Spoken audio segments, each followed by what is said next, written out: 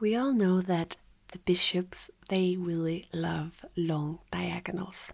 But sometimes, just sometimes, they maybe love them just a little bit too much. In today's video, we're going to explore how even the most elegant piece on the chessboard can become utterly helpless, all by walking into the wrong corner at the wrong time.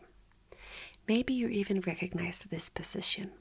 It is an endgame study by Alexei Troitsky that I have already shown on my channel before. But let's just recall what happened to the black bishop in this study. White is to move, and the first move is a very elegant pawn sacrifice, pawn to f6. This move is played to further cage in this black bishop, so it won't be able to escape this way. Black has to accept the pawn sacrifice, as otherwise white would be able to capture here and promote to a queen.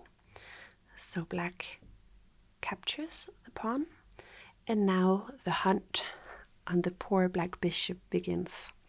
King to b7, the bishop only has one square to go to, and the king simply follows. The bishop cannot go back here to b6, as white's bishop is eyeing that square, so it must go to e7 instead. Once again, the white king follows to d7, and the black bishop retreats to its starting square f8. Now it really hopes to escape via the h6 square, but this is prevented by the move bishop e3, which is also a check. So black has to move the king, and now we continue the hunt. King e8, bishop g7, and king captures f7, once again leaving only one safe square for the bishop. But how safe is it really? Let's see. Bishop h8. The bishop is now on the longest diagonal on the entire board, but even long diagonals can be cages, especially if the bishop is standing in the corner, as there is no way to shift diagonals. King g8, and the bishop is trapped. And it is no coincidence that the bishop ended its days in a corner. And now we're going to take a look at two games at absolute top level where a bishop in a corner gets catastrophic consequences, even among world champions. First, let's look at how this concept is played out on the biggest stage of them all, the 2024 World Chess Championship. This position right here is from the 14th and final game in the World Championship between defending world champion Ding Liren with the white pieces and the challenger Gukash. As the match at this point was tied, they would go to playoff in rapid chess if this game resulted in a draw. And for a long time it really looked like a draw would be the most likely outcome. True, we see that Gukash, he has an extra pawn with the black pieces, but it really shouldn't be enough to win it when both the rooks and the bishops are still on the board. In this position, Ding Liren, he needed to defend his bishop on b7 as it is attacked by the rook on b2. He really wanted to stay on this long diagonal, so he put his bishop on a8. But this right here turned out to be a very risky decision. It would have been much safer to put it on either c6 or g2, where it would still be on the long diagonal, but it would keep a little bit of flexibility. He put it in the corner instead. Now followed king f6, played by Gukash, and rook f4. Still, this position is holdable for black, but disaster is just around the corner, because now Gukesh played the move king to e5, and Ding Liren responded with rook f2. This right here turned out to be a huge, decisive blunder from the reigning world champion. But why is it a blunder? Even without the rooks on the board, even with these two traded off, the bishop endgame should still result in a draw. Rook captures f2, and king captures f2. Only problem is it won't stay a bishop endgame for very long.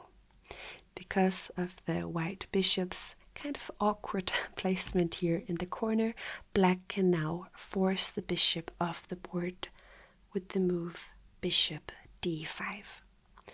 And if only the poor bishop here could move to just any other diagonal, the endgame would still be very drawish, but with a pure pawn endgame that occurs in just a bit, it is completely hopeless for white.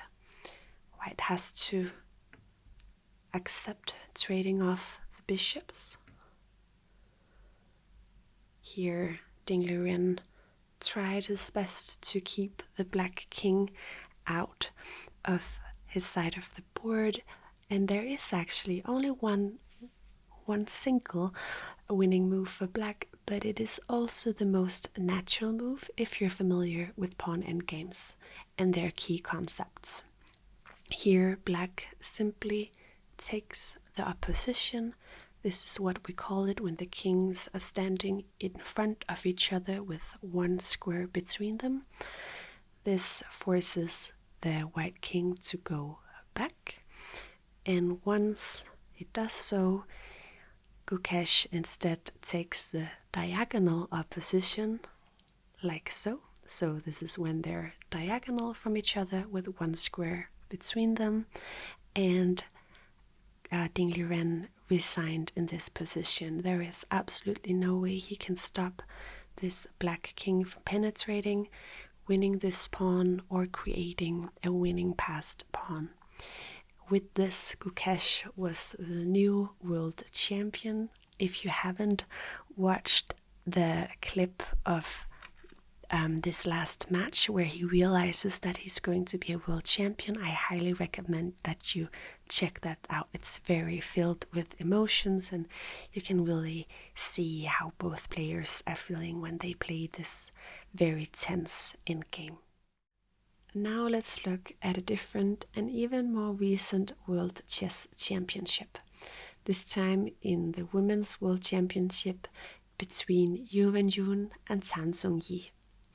This position white here with black to move occurred in game 7, at which point Yu Wenjun, she had the white pieces here, she was already up 2 full points. Though many grandmasters might tend to slightly prefer the bishop and its long range, here the knight on c5 is a much superior minor piece. Among other things, white is maybe threatening to actually capture on b7, and when the rook recaptures, this pawn on c6 will be lost. And maybe this is why Tan Song-yi retreated her bishop to a8. But remember, a bishop in a corner is not always such a nice sight. It seems like a safe square. It is also protecting c6, but what you'll notice in the rest of this game is that this bishop really never moves again. It is forced to be a spectator for the rest of the game and just watch while white completely takes over the board. Yu Wenjun starts by capturing this pawn here on h5, thus getting material balance. And Tan Song-yu plays this move, rook to b8. It maybe looks a little bit passive, but it actually is excellent play, a good way to activate the rook, as it seeks to get activated in another file. Yun also activates her rook. Rook c4, now follows rook h8, and this comes with a check, and the white king goes back to g4, and now rook h2. The rook really finds a lot of activity, targeting white's weak pawns. The only problem is that there's really no team effort. The bishop in the corner is really not helping at all. Yun defended her pawn with king g3, also of course attacking the rook. Tan Sung-yu dropped her rook back to h5, not only saving the rook but also eyeing this weak pawn on e5, the isolated pawn on e5. Yun threw in this check, and the black king went to f8, got out of the check. Now Yun transferred her rook to a5, because let's take a look at white's options if she wants to protect the e5 pawn. It can of course be done with the rook, and whereas there's nothing wrong with this move, then the rook cannot really be used to target the weaknesses over here. She could protect it with the king, but we see that then it would block the rook. And finally, she could of course protect it with her knight. A move like knight d3 is possible, but this would really allow black to get back in the game after pushing this pawn to c5, freeing up the bishop in the corner. So Yun here, she cleverly realized that she doesn't really need the e5 pawn to win this. She is going for a much bigger fish. So she played the move rook to a4. Tan Sung-yu now played the move king to e7. This is also a very clever move. By placing the black king here on e7, she makes sure that there are no knight checks, and also that Yun won't be able to later capture this bishop with a check. This means that once Yun now captures this pawn, because this is what she did, Tan Sung-yu can capture on e5. This is very clever play, because if white now captures the bishop, it is not with a check, and Tan Sung-yu can capture the knight on c5, and the endgame should be a draw.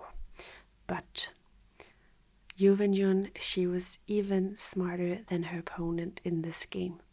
She actually has a few good moves here. One of them would be b4, simply protecting the knight on c5, saying that black has no ways to do the same, but she found an even better move. Rook to a7, check. And after king d6, getting out of the check, only now did she play the move pawn to b4, protecting this knight and thus leaving the bishop on a8 doomed. And as if that was not bad enough, that black is going to lose this bishop, white is actually threatening something even worse. Rook to d7 would be checkmate. So black would have to move the king in order to escape this checkmate, but then she would be down a whole piece after the capture in a8. So Tan Sung-yu decided to resign in this position, and just a few games later, Yun, for the 5th time actually, won the Women's World Championship. I hope you had a great time studying with me today, and remember, always be aware of a bishop with tunnel vision.